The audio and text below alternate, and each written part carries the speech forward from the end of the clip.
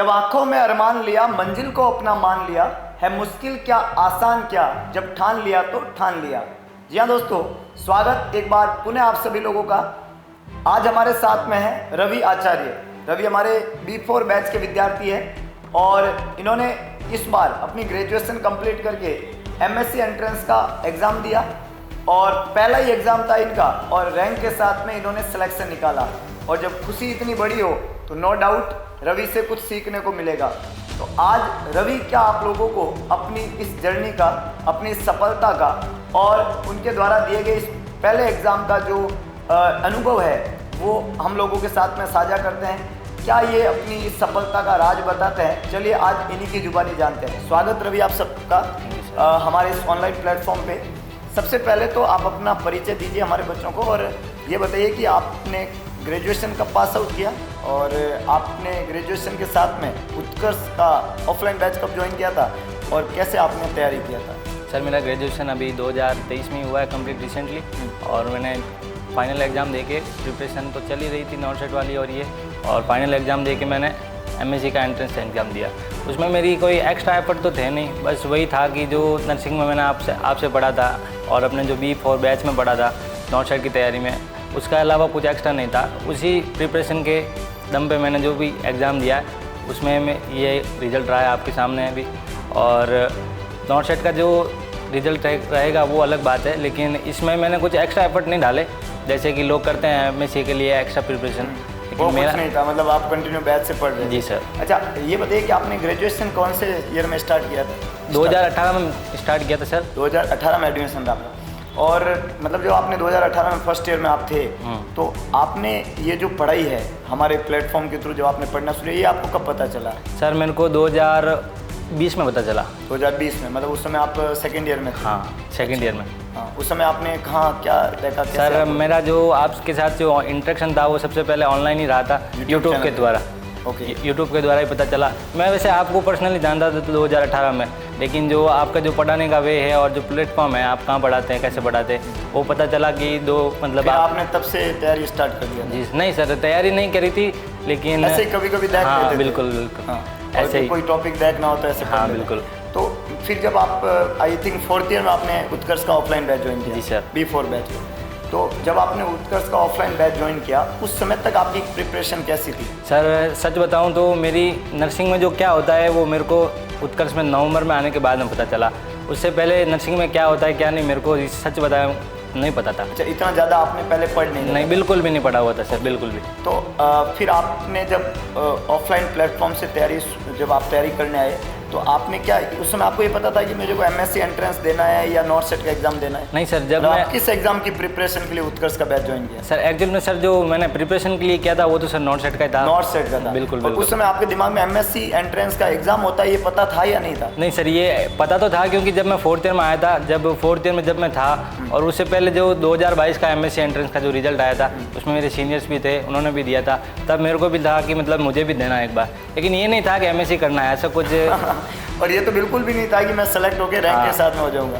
वही सर, ऐसा कुछ दिमाग में नहीं ऐसा बिल्कुल भी नहीं था। अच्छा। और जो एग्ज़ाम दिया और मतलब मैंने फ्री माइंड होके दिया सर एग्ज़ाम में, मतलब इतना कोई लोड लेते लोग वैसा कुछ नहीं था। तो प्यारे दोस्तों, रवि जो है 2018 में इन्होंने नर्सिंग स्टार्ट किया था और 4 साल में इन्होंने ज़्यादा कुछ इतना ध्यान नहीं दिया नर्सिंग के, जो आमतौर पर होता है कॉलेज लाइफ के अंदर हम थोड़ा टसन में ही रहते हैं। लेकिन उसके बाद में इन्होंने जो है फोर्थ ईयर के साथ में उत्कर्ष का ऑफलाइन बैच ज्वाइन किया कि मैं फोर्थ ईयर के बाद में नॉट सेट का एग्ज़ाम दूंगा और वो सितंबर की डेट इनके दिमाग में शायद चल रही थी, तो उन्होंने इस हिसाब से जो है हमारा मई में जो बैच स्टार्ट हुआ था B4 बैच वो इन्होंने ज्वाइन किया था नवंबर में, सॉरी हाँ 2022 में नवंबर में जो बैच स्टार्ट हुआ था तो वो उन्होंने ज्वाइन किया और इसके बाद में कंटिन्यू इन्होंने ऑफलाइन बैच के अंदर पढ़ाई किया और इस दौरान MSc एंट्रेंस का इन्होंने एग्जाम दिया और नॉट सेट का भी एग्जाम पहले हो गया, मतलब जो सितंबर में एक्सपेक्टेड था आप सभी को पता है वो जल्दी हो गया था। उन्होंने मई के अंदर ये एग्ज़ाम भी दिया है जिसका रिजल्ट अभी पेंडिंग है, लेकिन हाँ MSc एंट्रेंस का जो एग्ज़ाम इन्होंने 27 मई को दिया था। आज रैंक के साथ में हमारे साथ में रहते हैं। रवि, जो उत्कर्ष का हमारा ऑफलाइन बैच चलता है उसमें जब आपने पढ़ा, हमारा जो पैटर्न है दोस्तों मैं बता देना चाहता हूँ कि 30 के 30 दिन हमारी क्लास लगती है। डेली जो है 6 घंटे का क्लास रहता है। हर संडे को हमारा टेस्ट पैटर्न रहता है, जो थ्योरी हम वीक भर में पढ़ते हैं संडे को हम टेस्ट लेते हैं, ये हमारा पैटर्न होता है। तो ये जो पैटर्न चलता है क्या ये सही पैटर्न है, इससे अच्छी पढ़ाई होती है? सर देखा जाए तो जैसे कि बोलते हैं कि ये एमएससी वाले नॉर्सेट वाले जो पेपर आते हैं एम्स के, वो बहुत ज़्यादा हार्ड होते हैं, ऐसा मतलब हवा बना रखा है। जबकि मुझे तो जो क्लास के जो पेपर थे, टेस्ट पेपर, वो ज़्यादा हार्ड लगते थे। इजी है ये? हाँ, ये बहुत ज़्यादा ईजी लगते थे। मतलब अच्छा, मतलब ऐसा लगा ही नहीं कि मतलब मैं मतलब कोई सेंट्रल लेवल का कोई एग्ज़ाम दे रहा हूँ, मतलब ऐसा कुछ लगा ही नहीं। इससे बढ़िया तो मतलब वो उसमें डर लगता था कि क्लास वाले टेस्ट, जो संडे टेस्ट वाले पेपर में, उसमें थोड़े ट्रिकी क्वेश्चन आते थे, वो उसमें डर लगता था। लेकिन ये जब पेपर दिया मैंने, अब उसमें बिल्कुल भी हेजिटेशन नहीं थी। मतलब जब इतनी भारी दोस्तों तैयारी कर रखी होती है ना, तो जब मेन एग्जाम होते हैं तो वो इजी पड़ जाते हैं, क्योंकि जब आप वो एग्जाम देते हैं तो वहाँ पे क्या कि, और ऐसा भी नहीं है कि हम संडे को जो पेपर लेते हैं वो पूरा ओवरऑल देते हैं, हम जो वीक भर में पढ़ाते हैं उसी में से क्वेश्चन बनाते हैं। तो आपने वीक भर में पढ़ा और उसको जो आपको क्वेश्चन फॉर्मेट में करने का मजा आता है, और उसमें भी ट्रिकी क्वेश्चन जब आप करते हैं, तो फिर आपका एक अलग लेवल, एक माइंड सेटअप अलग बन जाता है। और जैसा रवि ने एग्जाम सेंटर में फील भी किया और इतने अच्छे रैंक के साथ में आज हमारे साथ में बैठे हैं, तो नो डाउट ये सफलता जो है वो आई थिंक कहीं ना कहीं इनकी जो कंटिन्यूड हार्डवर्क था, जो लगातार इन्होंने टेस्ट पेपर दिए, बिना एब्सेंट रहे, कांस्टेंट इन्होंने पढ़ाई की, अपने 4th ईयर की पढ़ाई भी की, और नॉर्सेट की प्रिपरेशन कर रहे थे और एमएससी की प्रिपरेशन अपना आप साथ में कर ली, मतलब हो ही गई डेफिनेटली, और ये रैंक के साथ में सेलेक्ट हो गए। एक और इम्पोर्टेंट बात रवि, कि जब आप तैयारी कर रहे थे ऑफलाइन बैच में, तो आपका डेली का पैटर्न क्या रहता था? मतलब क्लास में नो डाउट आप 6 घंटे क्लास लेते थे, एक्स्ट्रा आपका घर पे क्या शेड्यूल रहते थे? एक्स्ट्रा सर देखा जाए तो नॉर्मली जो आप क्लास में पढ़ाते थे, जो भी मटेरियल मिलता था उसको बस नॉर्मली रिवाइज कर लो, और थोड़े बहुत क्वेश्चन, क्योंकि मैं अभी इनिशियली आया था इसी फील्ड में, मतलब कंपटीशन वाली फील्ड में, तो मुझे इतना आइडिया नहीं था कि क्या पढ़ना है क्या नहीं, इतना कुछ आइडिया नहीं था। अच्छा, एक हम डीपीपी देते हैं, हाँ, डेली प्रैक्टिस पेपर, जी सर। उसका कितना फायदा है? उसका सर बहुत फायदा है, उल्टा मतलब टेस्ट पेपर से भी ज़्यादा हार्ड वो डीपीपी रहती है, उसके क्वेश्चन बहुत ज़्यादा हार्ड रहते हैं। वो मतलब वो जो कर ले बंदा, वो मतलब कहीं नहीं अटके। तो दोस्तों ये डेली प्रैक्टिस पेपर हम थ्योरी बैच में, जो आपके टोटल थ्योरी होती है उसके साथ में मतलब टॉपिक वाइज हमने कुछ क्वेश्चन सब्जेक्ट के तैयार कर रखे हैं, और वो सब्जेक्ट के क्वेश्चन जो होते हैं वो डेली आप टॉपिक वाइज जो क्लास में टॉपिक पढ़ा, घर जाके आप उसको सॉल्व कर लें, तो हमारा ऐसा मानना है कि उससे बहुत अच्छी प्रैक्टिस हो जाती है, क्योंकि सफलता के लिए थ्योरी प्लस एमसीक्यू जरूरी है। तो रवि ने जो यही किया कि जो क्लास के नोट्स थे वो अच्छे से पढ़ते थे घर जाके, और क्वेश्चन सॉल्व करते थे। इसके अलावा कोई ये कह रहे कोई एक्स्ट्रा एफर्ट्स मैंने नहीं लगाए, बस वो कंटिन्यूटी बनाए रखी और रोज़ पढ़ना, और तकरीबन जो है 5-6 महीने का इनका जो पढ़ाई रहा है, उस दौरान इन्होंने अच्छी तैयारी की। जो इनके एकेडमिक में इतनी अच्छी तैयारी नहीं हो पाई थी 4 साल की, वो उन्होंने एक्स्ट्रा एफर्ट्स लगाते हुए ये प्रिपरेशन उन्होंने किया। अच्छा, हमारे ऑफलाइन के फैकल्टी जो है उनके बारे में कि कैसा कंटेंट पढ़ाते हैं, सभी फैकल्टी मतलब अच्छा सर मैं कुछ नुक्स निकालूँ तो वो मतलब तौहीन होगी, लेकिन अच्छा। क्योंकि ऐसा कुछ है नहीं, आप चाहकर भी नहीं निकाल सकते, तो मतलब आप कमी तो निकाल ही नहीं सकते। फैकल्टी का मतलब बिल्कुल बहुत ज़्यादा A1 फैकल्टी है, किसी का कोई मतलब दिक्कत नहीं है। हाँ। अच्छा, एक और इम्पोर्टेंट बात है कि अब नॉर्सेट के रिजल्ट में क्या लगता है आपको? नॉर्सेट में सर सिलेक्शन तो इस बार मुश्किल लगता है, लेकिन ये लगता है कि हाँ ठीक है, रैंक आ जाएगी आसपास 2000, 3000, 5000 के नियरली। एमएससी एंट्रेंस में 90 क्वेश्चंस आते हैं। जी सर। आपकी अटेम्प्टिंग? मेरी सर 76 अटेम्प्ट थी। 76 थी? जी सर। और 76 में मतलब एक अच्छी अटेम्प्टिंग रही। नॉर्सेट में क्या रखा आपने? 173 सर। 173।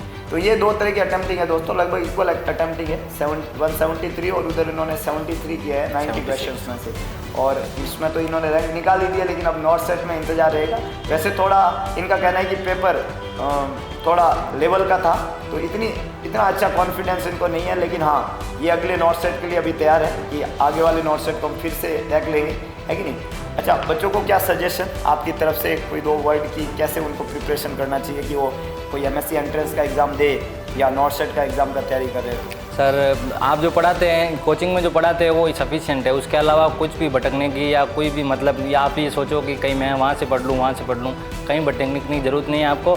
बस जो कोचिंग में पढ़ा रहे हैं वो सफिशिएंट है, वो पढ़ो, और क्वेश्चन प्रैक्टिस जो सर बोलते हैं कि मैक्सिमम हो सके उतनी करो, और डीपीपी वगैरह देते ही हैं तो वो बहुत है। तब थ्योरी और क्वेश्चन प्रैक्टिस। जी सर। दोस्तों आप 2 बात हमेशा ध्यान रखें, थ्योरी नो डाउट अच्छी होनी चाहिए आपकी, और थ्योरी के साथ में जितने एमसीक्यू आप सॉल्व करेंगे उतना आपका प्रैक्टिस बेहतर हो जाएगा। एक साधारण सा पैटर्न जो है हमारे रवि ने फॉलो किया, और आज इन्होंने जो है रवि की तरह चमक के दिखाया इस एग्ज़ाम के अंदर। तो एक बार बहुत बहुत बधाई रवि।